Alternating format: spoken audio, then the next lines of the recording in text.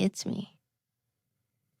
So there's a spiritual law at the heart of creation: mutuality. Mutuality. Nothing real, lasting, or meaningful can come into being without mutuality. Mutuality is what happens when two things, be it two people, two energies, two aspects of life, move toward each other with openness and willingness. It's how duality moves toward unity. It's what allows something new, something whole to emerge. Everything that's ever been created, whether it's a galaxy, a work of art, a relationship, even a simple object, comes into being through this dance between these two forces. First, there is the creative spark, an idea, a vision, a moment of inspiration. That alone isn't enough, though. It has to meet the other half, the willingness to carry it through. That means effort, discipline, commitment.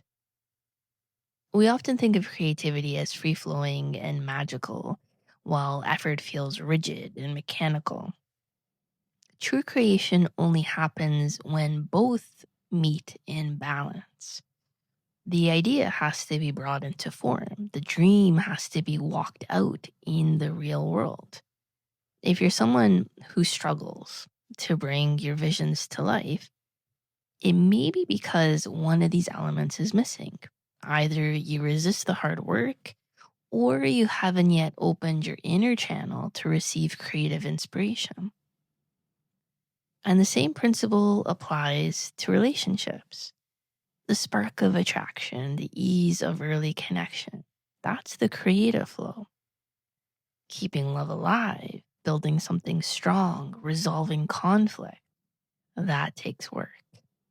Many people stop there and they treat the relationship as if it has a life of its own. And when things get hard, they give up, thinking, it wasn't meant to be. But it's not fate, it's mutuality. The relationship needs both people to keep moving toward one another again and again. Mutuality is not the same thing as unity. It's more the path that leads us there. It's the movement between two parts, meeting in a shared yes.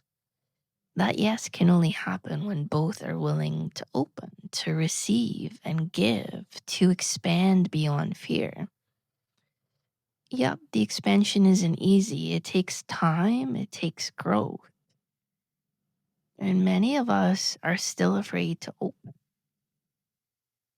At the beginning of the inner journey, we may not even realize how afraid we are. Or we feel it, but we hide it behind shame or the belief that we're somehow uniquely broken. As you go deeper, though, you start to see this fear more clearly. You notice how you pull back, how you hold your energy tight. It feels safer to stay in control than to risk being open. But the thing is, this contraction blocks mutuality. It blocks connection. There are stages in our development when it comes to mutuality.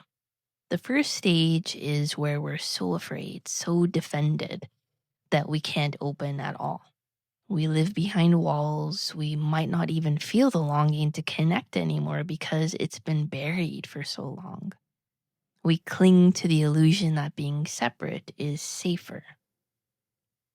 As we grow, we enter the second stage, where the longing starts to surface. We begin to want connection. We fantasize about it. But when the opportunity for real mutuality comes, when someone shows up, for example, we pull back again. The fear is still there. And we tell ourselves stories that we just haven't met the right person or the timing's wrong. when more often than not, we unconsciously choose people who mirror our own fear of mutuality. And so when it doesn't work out, it confirms our belief that it's too dangerous to open. So we go back and forth between longing and fear, between connection and retreat. Eventually, if we keep growing, we reach the third stage. And this is when we become capable of true mutuality, not just in fantasy, not just temporarily, in a grounded, sustainable way. And this is about being willing to show up with our full selves, open, receptive, honest. And still, mutuality can't happen unless we're in relationship with all parts of ourselves, especially the parts we've judged or pushed away. If you're trying to have real connection with someone, but you're cut off from your own inner destructiveness, what we talked about in the last episode, your unacknowledged fear, anger, hate, resistance, you'll bring that split into the relationship. And the other person will feel it, even if they can't name it. The relationship will either feel empty or chaotic. It's not that we have to eliminate the quote unquote bad parts of ourselves before we're worthy of love. That's the mistake that most people make. It's not about being perfect, it's about being honest. The more you become conscious of what lives in your unconscious, the more whole you become. A whole person can meet another in mutuality. When we reject what's inside us, when we judge or fear our darker traits, we block the life force that's contained in those parts. That blocked energy becomes distortion. And then we act out the very thing we're trying to avoid. We stay split.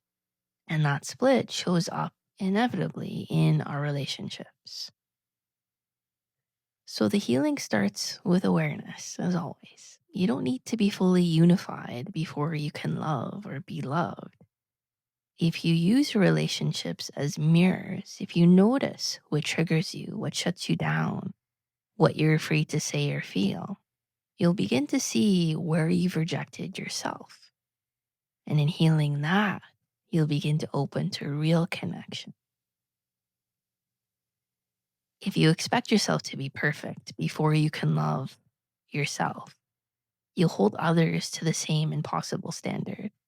And when they show you their imperfection, you'll pull away, just like you do with yourself. Most people don't even realize they're doing this. They have excuses and rationalizations that hide the deeper truth, that they are rejecting life as it is. When you can truly look at your relationships and ask, am I open to this person as they really are? And then turn that question inward, you'll find your next step. You'll see where you're still protecting your image, hiding your truth, or refusing to take a chance on intimacy. It's hard to deal with the negativity of others, especially when it's projected outward and defended. It's a mirror, though. If you can't accept someone else's defended self, it's likely you haven't yet seen how you defend against your own inner truth in similar ways. Shallow relationships, where you only show your idealized self and avoid vulnerability, reveal where you stand with yourself. If you don't believe your real self can be accepted, you'll never take the risk of being seen. And without that risk, there's no true mutuality. Mutuality is a stream of blissful energy. It's a surrender into another's field while remaining grounded in your own. To someone who secretly hates or fears themselves, that bliss feels unbearable. So after every opening, they contract. not because they're bad or unworthy, because they can't yet accept all of who they are. So we begin again by turning inward, by creating mutuality with ourselves. When you stop denying parts of yourself, when you stop dividing yourself into good and bad, you become one. And from that inner unity, mutuality with others becomes not only possible, it becomes natural. You are not two selves. There's only one you. The separateness is an illusion, just like the seeming separation between you and others is an illusion. All life is one field of consciousness. You will only begin to experience that truth when nothing inside you is excluded, denied, or pushed away. Love you. Connect soon.